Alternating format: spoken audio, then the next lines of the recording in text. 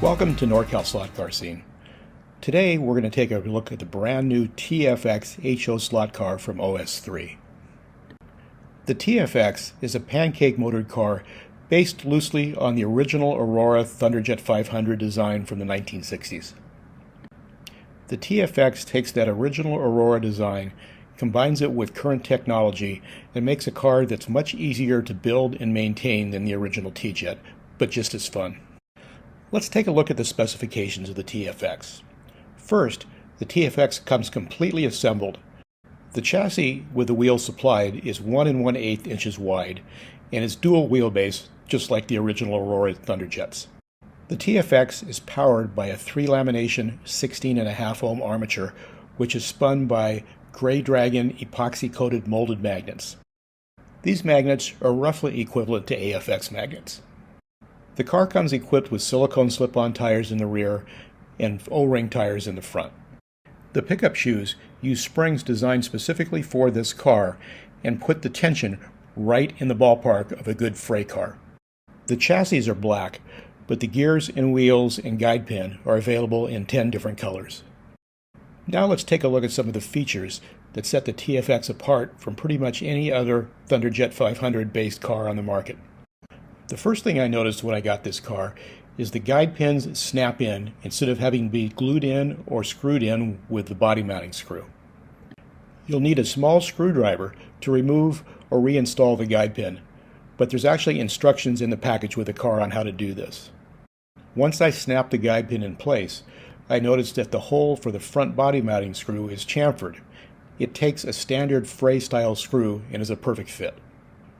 One of the most time-consuming parts of a T-Jet build has always been the rear axle and crown gear assembly.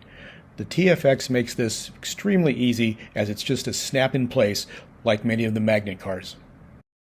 There are 2 different crown gears, a 15-tooth and a 19-tooth, so you can tailor the power band to your driving style or your track. The crown gears are even marked with a 5 or a 9 so they're easily distinguishable. When I put this car on a test track, I noticed that its stance is extremely low. The axles have been raised in the chassis to accomplish this.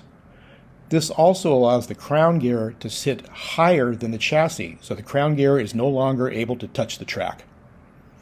The TFX comes equipped with plastic press-on wheels. In the front, it uses O-rings and a 340 tire. In the rear, it's silicone slip-ons at 352. The rear tires actually have a chamfer on the inside to allow you to press the tire tightly up against the wheel and have the tire still remain flat.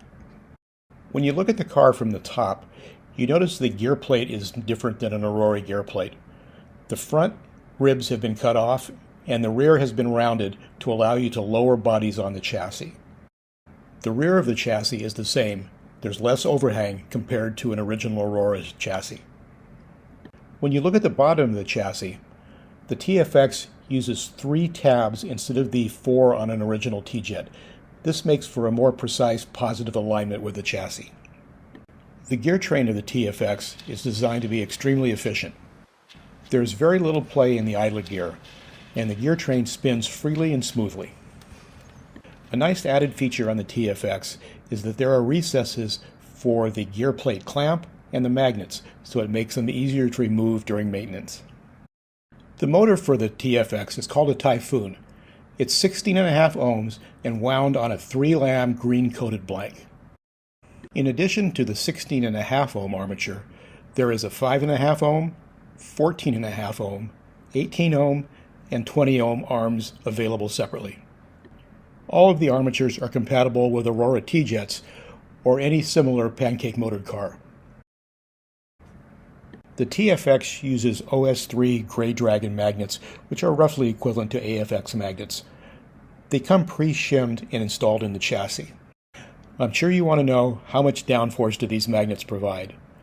I put the car on my magnet matcher and got a reading of 3.9. For comparison, a Fray car will be in the 6.5 to 7 range.